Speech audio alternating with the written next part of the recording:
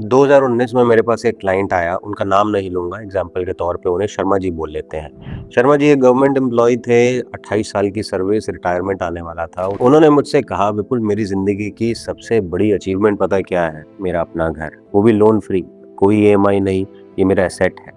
मेरी रिटायरमेंट की सिक्योरिटी, मेरी सालों की कमाई।" मैंने सिर्फ सुन लिया, कुछ नहीं बोला। 2023 में 4 साल के बाद शर्मा जी का दोबारा मेरे पास कॉल आया।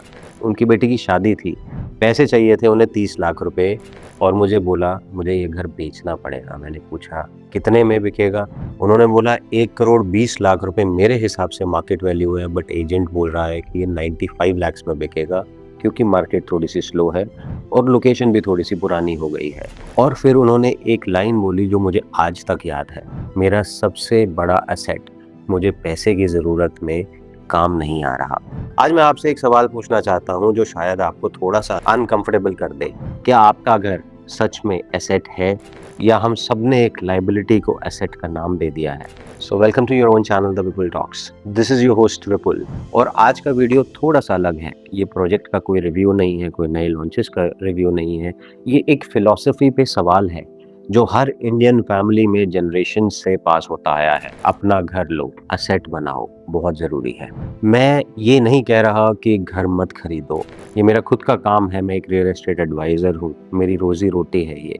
लेकिन मैं आपको वो डेफ़िनेशन दिखाना चाहता हूँ जो रॉबर्ट कियोसाकी, जो कि एक फाइनेंशियल ऑथर हैं, 20 साल पहले दी थी और जो डेफ़िनेशन आज भी 90% इंडियंस समझते नहीं हैं। ये डेफ़िनेशन आपकी सोच बदल देगी, प्रॉमिस करता हूँ। तो चलिए एसेट और लायबिलिटी की डेफिनेशन समझते हैं पहले फाइनेंस की लैंग्वेज में, ना कि इमोशंस की लैंग्वेज में। रॉबर्ट कियोसाकी, जिसने रिच डैड पुअर डैड लिखी थी, उसने एक सिंपल लेकिन बहुत पावरफुल डेफिनेशन दी। एसेट वो जो आपकी पॉकेट में डालता है पैसा, और लायबिलिटी वो जो आपकी पॉकेट से पैसा खींचता है। अब अपना प्राइमरी रेजिडेंस, जिस घर में आप खुद रहते हैं, उस पे ये डेफिनेशन सिंपल सी लगा के देखो। क्या वो आपकी पॉकेट में पैसा डाल रहा है या फिर वो आपसे प्रॉपर्टी टैक्स ले रहा है, मेंटेनेंस ले रहा है, रिपेयर्स मांग रहा है, और अगर लोन है तो इंटरेस्ट भी आप पे ऑफ कर रहे हैं। और जब तक आप उसे बेचते नहीं, उसकी वैल्यू सिर्फ एक नंबर है स्क्रीन पे, आपके बैंक अकाउंट में वो पैसा नहीं है। इसका मतलब ये है, जिस घर में आप रह रहे हैं वो बाय स्ट्रिक्ट डेफिनेशन एक लायबिलिटी है, जब तक आप उसे रेंट पे नहीं दे रहे या फिर बेच के प्रॉफिट नहीं कमा रहे। मैं जानता हूँ ये सुनना काफ़ी अनकंफर्टेबल है, क्योंकि हमारे पेरेंट्स हमेशा से कहा करते थे, घर सबसे बड़ा एसेट है, और मैं उन्हें गलत नहीं समझता, वो एक डिफरेंट एरा था। लेकिन डेफिनेशंस को समझना ज़रूरी है, क्योंकि डेफिनेशंस डिसीजंस को एब्सोल्यूट शेप करते हैं। चलिए शर्मा जी की कहानी पे फिर से वापस आ जाते हैं और इस बार नंबर्स के साथ समझते हैं कि एक्चुअली क्या हुआ। 2010 में शर्मा जी ने अपना घर लिया था सिर्फ 65 लाख रुपए में। लोन लिया था उसमें से 45 लाख, वो भी 15 साल के टेन्योर पे। 20 लाख अपने खुद की डाउन पेमेंट की थी। उन्होंने हर महीने ईएमआई भरी अप्रॉक्सीमेटली 42,000 रुपीज़ की 13 साल तक, 2023 तक। रफली 65 लैक्स ईएमआई में चला गया, प्रिंसिपल और इंटरेस्ट दोनों को मिला के। प्रॉपर्टी टैक्स और मेंटेनेंस बिल मिला के रफली 3 से 4 लाख रुपए, और टोटल आउटफ्लो 13 साल में निकला अप्रॉक्सीमेटली 70 लैक्स। अब 2023 में एजेंट ने बोला 95 लैक्स, प्रॉफिट तो हुआ, 65 लाख का खरीदा था, 95 लाख का हो गया। लेकिन यहाँ पे एक बात सोचने वाली, शर्मा जी ने एक्चुअली 70 लाख ईएमआई में दे दिए थे, जिसमें से सिर्फ एक हिस्सा प्रिंसिपल था, बाकी इंटरेस्ट बैंक में गया, प्लस प्रॉपर्टी टैक्स और मेंटेनेंस जो कि 3-4 लाख के एडिशनल एक्सपेंसेस थे। और सबसे इम्पोर्टेंट, ये पैसा 13 साल तक कहीं इन्वेस्ट नहीं हुआ, ये सिर्फ एक इलिक्विड एसेट में लॉक्ड था। अगर शर्मा जी ने ये सेम 42,000 रुपये जो उन्होंने ईएमआई में दिए थे इक्विटी या म्यूचुअल फंड में या एसआईपी भी किया होता, 13 साल में एवरेज 12% के रिटर्न एज्यूम करते हुए, आज की डेट में उनके पास अप्रॉक्सीमेटली होता 1.4 करोड़ रुपीज़, और वो पैसा लिक्विड होता, कभी भी निकाल सकते, बेटी की शादी में या फिर और किसी इमरजेंसी में। कोई एजेंट नहीं, कोई नेगोशिएशन नहीं, कोई मार्केट स्लो नहीं, कुछ भी नहीं, वो सिर्फ आपके खाते का लिक्विड पैसा होता। ये मैं इसलिए नहीं बता रहा कि शर्मा जी ने गलत डिसीज़न लिया, उन्होंने उस वक़्त की अंडरस्टैंडिंग से अपना बेस्ट डिसीज़न लिया होगा।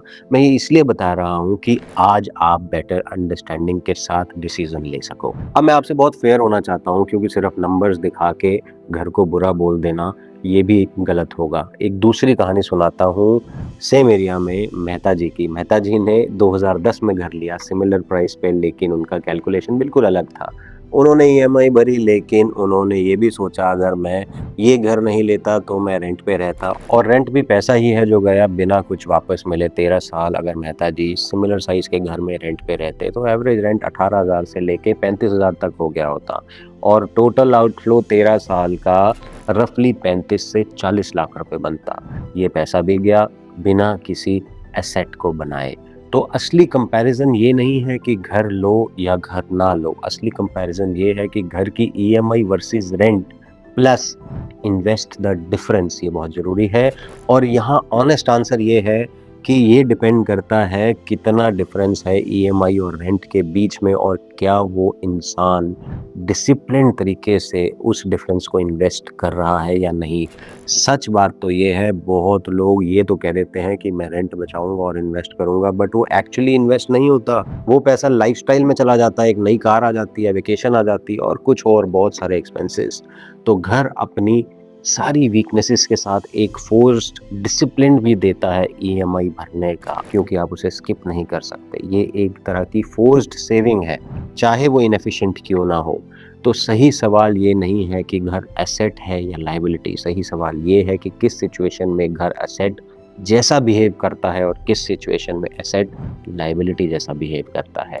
मैं आपको एक फ्रेमवर्क देता हूँ। घर एसेट की तरह बिहेव करता है जब आप उसे रेंट पे दे दें और पॉजिटिव कैश फ्लो जनरेट कर दें। मतलब आपका जो रेंट है वो आपकी ईएमआई और मेंटेनेंस और वियर एंड टेयर और रिपेयर से ज़्यादा होना चाहिए। दूसरा, आप अपनी प्रॉपर्टी को ऐसी लोकेशन में खरीदें जहाँ जेन्युइनली एप्रिसिएशन होने का स्कोप हो, इंफ्रास्ट्रक्चर ट्रिगर के साथ, ना कि सिर्फ होप हो। तीसरा, आपने उसे बिना ओवर पेइंग के खरीदा है और आपके पास एग्जिट की ऑप्शंस हैं अगर आपको ज़रूरत पड़े इमरजेंसी में।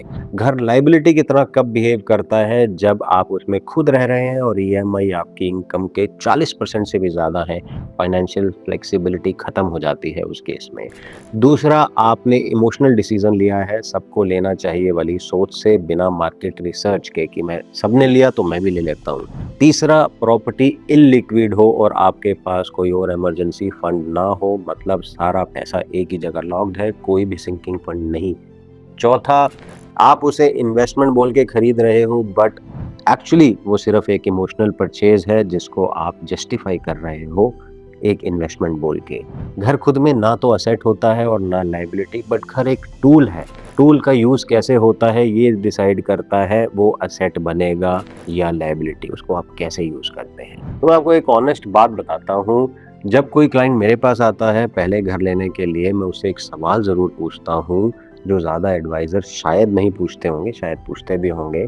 मैं पूछता हूँ, ये घर आप क्यों लेना चाह रहे हो? अगर जवाब में ये है क्योंकि सब ले रहे हैं, टाइम आ गया है, मैं उसी समय रुक जाता हूँ और हम और बात करते हैं। अगला जवाब अगर ये आता है क्योंकि रेंट बढ़ रहा है और मैं स्टेबिलिटी चाहता हूँ, तो ये एक वैलिड रीज़न लगता है मुझे। हम आगे बढ़ते हैं और डिस्कस करते हैं ऑप्शंस को। अगला जवाब अगर मेरे को मिलता है क्योंकि मैंने कैलकुलेट किया है और ये लोकेशन 5 साल में अप्रिशिएट करेगी और मैं रेंटल इनकम से भी पैसा कमा सकता हूँ, तो मुझे लगता है ये सबसे स्ट्रॉन्ग रीज़न होता है। यहाँ मैं अपनी खुद की भी बात शेयर करता हूँ। जब मैंने अपना घर लिया था तो मैंने भी एक इमोशनल डिसीज़न लिया था। मुझे लगता था कि अचीवमेंट होनी चाहिए, बट बाद में जब मैंने नंबर्स को कैलकुलेट किया तो मुझे समझ आया कि अगर मैंने वो पैसा कहीं और लगाया होता तो शायद रिजल्ट्स बेटर होते।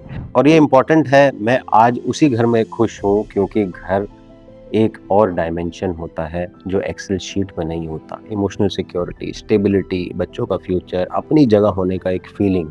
तो मैं ये नहीं कह रहा कि नंबर्स ही सब कुछ है, मैं ये कह रहा हूँ कि नंबर्स को जानो फिर इमोशनल डिसीजन लो, ब्लाइंड मत रहो बस। सो शर्मा जी से मेरी बात हुई थी कुछ महीने पहले, दोबारा उन्होंने फ़ोन किया। घर बिक गया था, बेटी की शादी हो गई थी। मैंने उनसे एक चीज़ पूछी कि कोई रिग्रेट है आपको? उन्होंने सिर्फ एक जवाब दिया कि मुझे रिग्रेट नहीं है, बट मुझे ये लगता है कि अगर 20 साल पहले मैं ये समझ जाता जो तुम आज मुझे समझा रहे हो, शायद मैं कुछ डिफरेंट डिसीज़न ले पाता, शायद ना ले पाता, बट मुझे पता ज़रूर होता। यही चीज़ है जो मैं आपको समझाना चाहता हूँ, आपके साथ शेयर करना चाहता हूँ। मैं आपको ये नहीं बोल रहा कि घर मत लो, मैं आपको सिर्फ़ ये बोल रहा हूँ कि जानो क्या ले रहे हो। एसेट का इल्यूज़न मत खरीदो, एक टूल खरीदो और जानो उस टूल को आप कैसे यूज़ करोगे। क्योंकि सबसे बड़ी फाइनेंशियल गलती ये नहीं होती कि आप गलत एसेट खरीद रहे हो, सबसे बड़ी फाइनेंशियल गलती ये होती है कि आप समझते हो कि आपने एसेट खरीदा है, जब एक्चुअली आपने सिर्फ़ एक कंफर्टेबल लायबिलिटी खरीद ली होती है। तो ये वीडियो आपको सोचने पे मजबूर ज़रूर कर देगी, यही मेरा गोल था। कमेंट में मुझे ये ज़रूर बताइएगा कि आपका घर आपके हिसाब से एसेट है या लायबिलिटी, और ऑनेस्टली सोचना कमेंट करने से पहले। अगर ये आपको वीडियो अच्छी लगी है और ये वीडियो किसी भी कोने में दिमाग के कहीं फिट बैठी है, तो वीडियो को शेयर और लाइक ज़रूर कर दीजिएगा, और चैनल पे पहली बार थे तो चैनल को सब्सक्राइब कर लीजिएगा। और याद रखिएगा, आपका कोई फ्रेंड, आपका कोई फैमिली मेंबर अगर आज घर खरीदने की प्रक्रिया में है, तो उसको ये वीडियो भेज के ज़रूर देखिएगा। शायद शायद मेरे माध्यम से, आपके माध्यम से किसी का भला हो जाए और उनकी ओपिनियन में, उनकी सोच में थोड़ी-सी तब्दीली आ जाए और वो एक सही डिसीज़न ले सकें। आज के लिए बस इतना ही। I will see you in the next video around.